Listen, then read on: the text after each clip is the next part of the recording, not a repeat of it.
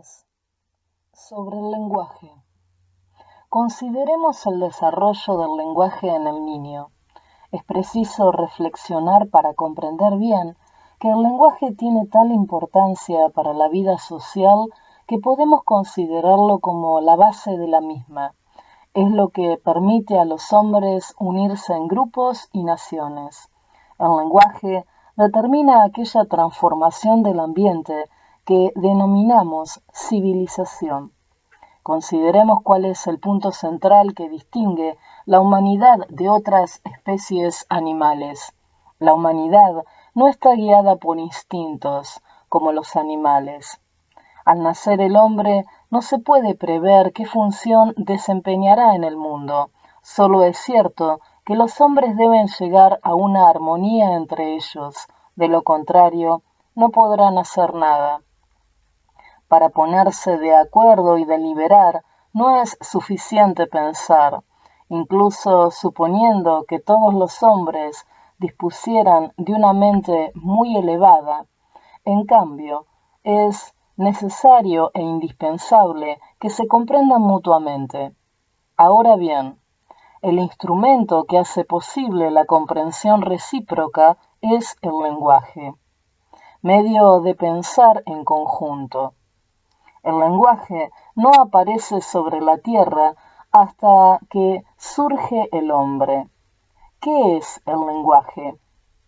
Un puro hálito, una serie de sonidos que forman un conjunto. En efecto, los sonidos por sí mismos carecen de lógica.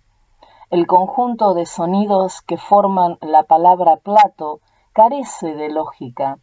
Lo que les da sentido es el hecho de que los hombres se han puesto de acuerdo para dar a esos sonidos concretos un significado concreto. Y así sucesivamente para todas las palabras. Por tanto, el lenguaje es la expresión del acuerdo existente entre un grupo de hombres y solo puede comprenderlo el grupo de hombres que se han puesto de acuerdo. Otros grupos han acordado otros sonidos para expresar la misma idea.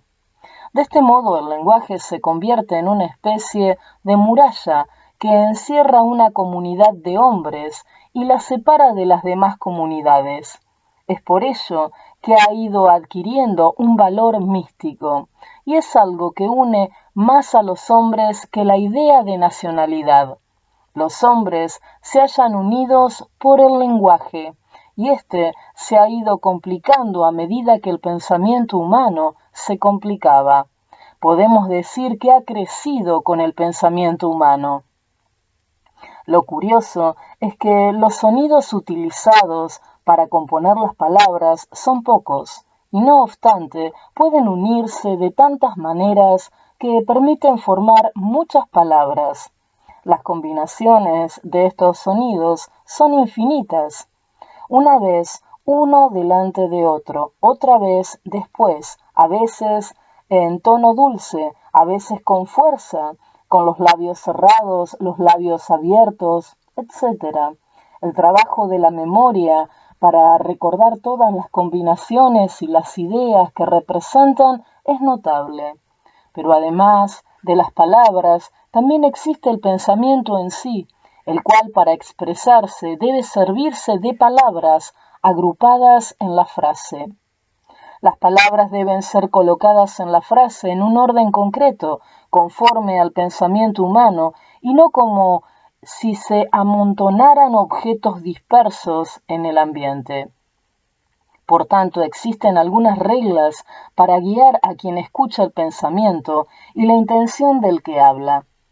Si el hombre desea expresar un pensamiento, debe colocar en una posición dada el nombre del objeto y junto a él el adjetivo, el sujeto, el verbo y el objeto. No basta considerar el número de palabras utilizadas, sino que hay que considerar su posición.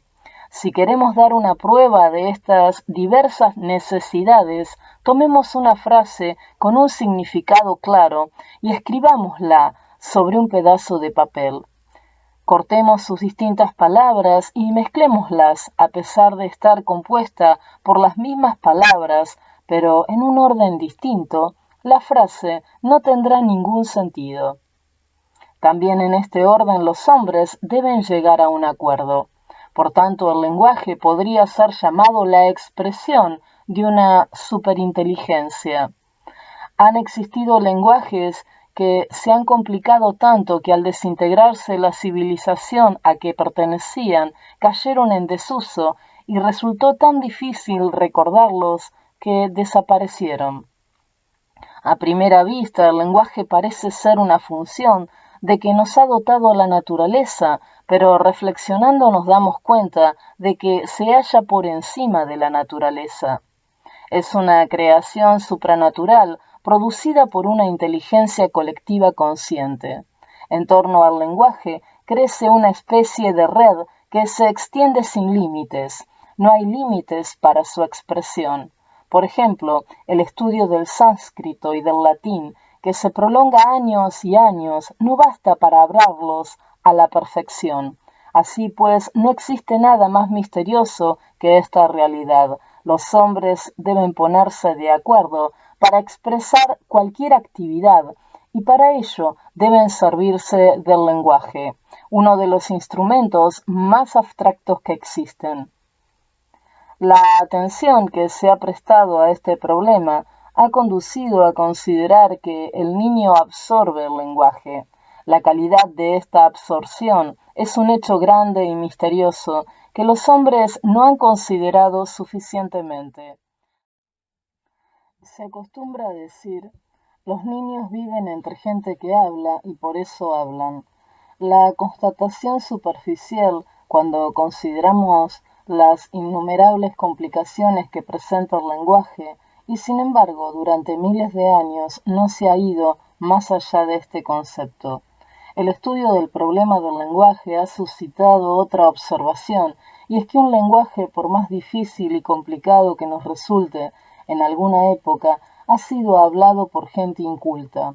En el país donde nació aquel lenguaje, el latín, por ejemplo, difícil incluso para los que hablan lenguas modernas neolatinas, era hablado por los esclavos de la Roma imperial, con todas las dificultades y las complicaciones con que se nos presenta actualmente. ¿Y acaso no era la misma lengua de los hombres incultos que trabajaban la tierra y la lengua de los niños de 3 años de la Roma imperial? ¿No ocurre lo mismo en la India, donde hace muchos años los trabajadores del campo o los nómades de la jungla se expresaban en sánscrito? La curiosidad que despiertan estos misteriosos interrogantes ha centrado la atención en el desarrollo del lenguaje en los niños, en su desarrollo, no en su enseñanza. La madre no enseña el lenguaje al niño, sino que el lenguaje se desarrolla naturalmente en él como una creación espontánea, y también se desarrolla según unas leyes determinadas, iguales para todos los niños. Unos especiales períodos de la vida del niño marcan las mismas etapas en el nivel alcanzado, lo cual se verifica para todos los niños, tanto si el lenguaje de su raza es fácil como si es difícil. Incluso en la actualidad existen lenguajes muy sencillos hablados por pueblos primitivos. Sus niños alcanzan el mismo desarrollo en su lenguaje que los que hablan lenguajes muy difíciles. Todos los niños atraviesan un período en el que no pronuncian más que sílabas, luego pronuncian palabras enteras y finalmente utilizan a la perfección toda la sintaxis y la gramática. Las diferencias entre masculino y femenino, singular y plural, entre las diversas formas verbales, entre prefijos y sufijos, se aplican correctamente en el lenguaje de los niños. La lengua puede ser compleja, tener muchas excepciones a las reglas y sin embargo el niño que la absorbe la aprende de modo integral y puede usarla a la misma edad en que el niño africano utiliza las pocas palabras de su primitivo lenguaje. Si observamos la producción de diversos sonidos, vemos que ésta también sigue unas leyes. Todos los sonidos que componen las palabras son producidos con el uso de ciertos mecanismos. A veces la nariz actúa junto con la garganta y a veces es preciso controlar los músculos de la lengua y de las mejillas. Distintas partes del cuerpo concurren en la construcción de este mecanismo, el cual funciona perfectamente para la lengua materna, aquella que se aprende en la infancia, mientras que los adultos no sabemos aprender todos los sonidos de una lengua extranjera, y menos aún reproducirlos exactamente. Solo podemos usar el mecanismo de nuestro lenguaje. El niño, en cambio, es el único que puede construir el mecanismo mismo del lenguaje y puede hablar perfectamente todas las lenguas utilizadas en su ambiente. Esta construcción no es el resultado de un trabajo consciente, sino que tiene lugar en lo más profundo del inconsciente. El niño empieza este trabajo en la sombra del inconsciente. Allí se desarrolla el lenguaje y se fija como una adquisición permanente. Los adultos solo podemos concebir el deseo consciente de aprender una lengua y disponernos a aprenderla concienzudamente. Aún debemos adquirir otro concepto, el de mecanismos naturales, o mejor, supernaturales, que actúan fuera de la conciencia. Estos maravillosos mecanismos o series de mecanismos se construyen a una profundidad que no permite un acceso directo a nuestros observadores. Solo son visibles las manifestaciones externas, pero estas son claras por sí mismas, pues se muestran del mismo modo en toda la humanidad. Aun cuando todo el proceso es impresionante, destacan hechos todavía más impresionantes, el que en todas las lenguas los sonidos que las componen conserven su pureza de una edad a otra, o el hecho de que las complicaciones sean absorbidas con la misma facilidad que el lenguaje más simple. Ningún niño se fatiga al aprender la lengua materna. Su mecanismo la elabora en su totalidad. La absorción del lenguaje por parte del niño me sugiere la confrontación de que no tiene nada que ver con los varios elementos del fenómeno, ni con la realidad, sino que ofrece la imagen de algo parecido a lo que ocurre en la psique del niño que es posible experimentar. Por ejemplo, si queremos retratar un objeto, tomamos un lápiz y colores, pero también podemos tomar una imagen fotográfica del objeto, en cuyo caso el mecanismo es distinto. La fotografía de una persona impresiona la película. Esta se halla preparada para recibir la imagen de una persona o la de 10 personas, sin mayor esfuerzo. El mecanismo trabaja infatigablemente. Lo mismo ocurriría si se impresionara una fotografía con 1000 personas, y la película tampoco estaría sometida a un esfuerzo mayor si se fotografiara un libro o una página del libro en caracteres pequeños o extranjeros. Por tanto, la película tiene la posibilidad de retratar cualquier cosa sencilla o complicada en una fracción de segundo. En cambio, cuando queremos dibujar la figura de un hombre, deberemos emplear cierto tiempo y si hay mayor número de figuras necesitaremos más tiempo. Si copiamos una página de un libro con sus pequeños caracteres en vez de solo el título, el tiempo necesario se multiplicará. La imagen fotográfica impresiona la película en la oscuridad y el proceso de revelado también se efectúa en la oscuridad. En las mismas condiciones se efectúa el proceso de fijación, seguidamente puede salir a la luz y entonces es inalterable. Algo parecido ocurre con el mecanismo psíquico del lenguaje del niño. Empieza a actuar en la profunda oscuridad del inconsciente. Allí se revela y se fija, y luego se muestra abiertamente. Existe algún mecanismo que permite que se verifique la realización del lenguaje. Una vez reconocida la existencia de esta misteriosa actividad, interesa descubrir cómo tiene lugar, y precisamente en la actualidad se manifiesta un profundo interés por la investigación de este misterioso carácter del inconsciente profundo. pero otra parte de la actividad de observación que podemos explicar consiste en vigilar las manifestaciones externas, porque sólo de ellas podemos obtener la prueba. Esta observación tiene que ser exacta. Actualmente se lleva a cabo con toda la atención día a día y a partir del nacimiento y hasta los 2 años. Y aún más, se anota lo que ocurre cada día y también los periodos en que el desarrollo permanece relacionado. Estas notas ofrecen algunos datos que representan verdaderos hitos. Se ha observado el hecho de que mientras el misterioso desarrollo interior es notable, la manifestación externa correspondiente es mínima. Por tanto, existe una gran desproporción entre la actividad de la vida interior y las posibilidades de expresión externa. Resulta además que no existe un desarrollo lineal, sino un desarrollo a saltos. Por ejemplo, en determinado período se verifica la conquista de las sílabas, tras lo cual durante meses el niño solo emite sílabas. Externamente no se observa ningún progreso. Luego de repente el niño pronuncia una palabra, pero enseguida durante mucho tiempo solo utiliza una o varias palabras. De nuevo, no se manifiesta ningún progreso y casi nos sentimos descorazonados al constatar un desarrollo externo tan lento. Externamente parece lento, pero otras expresiones nos revelan que en la vida interior el progreso se desarrolla de forma constante y notable. Pero por otra parte, ¿acaso no se produce el mismo fenómeno en la vida social? Si hojeamos la historia veremos cómo durante siglos vive en el mismo nivel una humanidad primitiva, conservadora, incapaz de progreso, lo cual sin embargo no es más que la manifestación externa visible en la historia. En realidad tiene lugar un continuo crecimiento interior, hasta que de improviso se verifica una explosión de descubrimientos que conducen a una evolución rápida.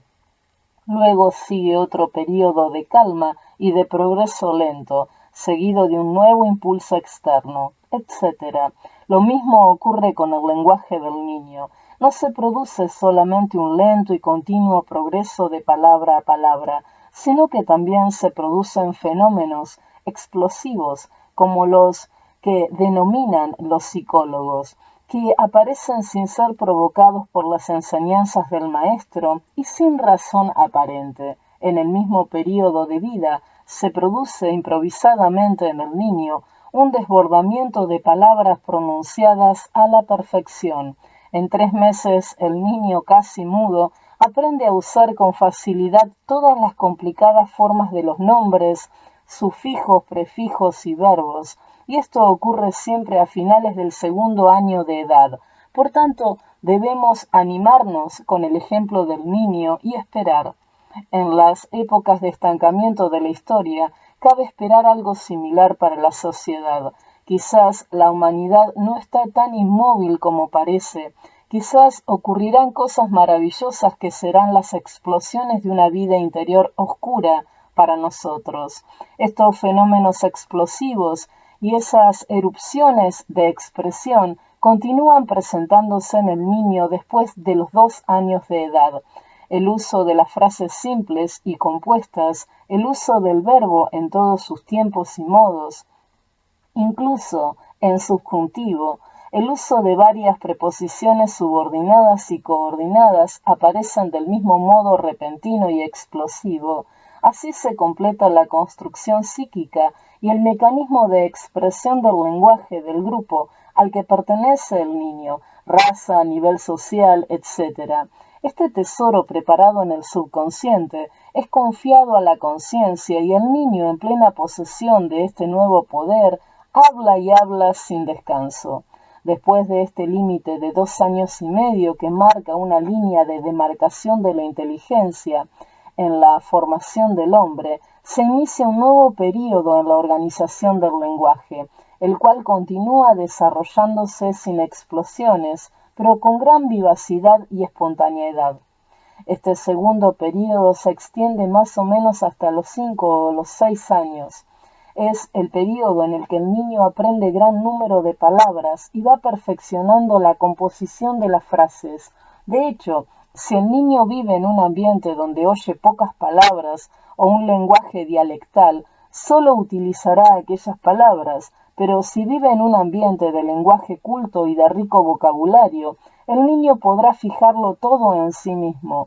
Por tanto, el ambiente tiene gran importancia, pero no cabe duda de que en este período el lenguaje del niño se enriquecerá con cualquier ambiente.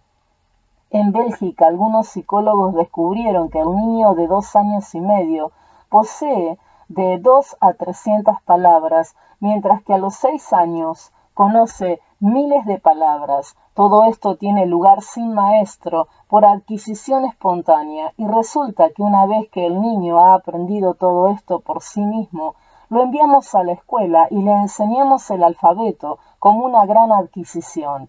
Debemos recordar bien la doble vía que hemos seguido, la de la actividad inconsciente que prepara el lenguaje y luego la de la conciencia que se despierta gradualmente y toma del subconsciente lo que éste puede ofrecerle. ¿Cuál es el resultado final? El hombre. El niño de 6 años que sabe hablar bien su lengua, que conoce y utiliza sus reglas, no puede advertir este trabajo inconsciente, pero en realidad él es el hombre que crea el lenguaje. El niño lo ha creado por sí mismo. Si el niño no tuviese este poder y no se adueñara espontáneamente del lenguaje, en el mundo de los hombres no existiría trabajo posible, ni se habría desarrollado la civilización.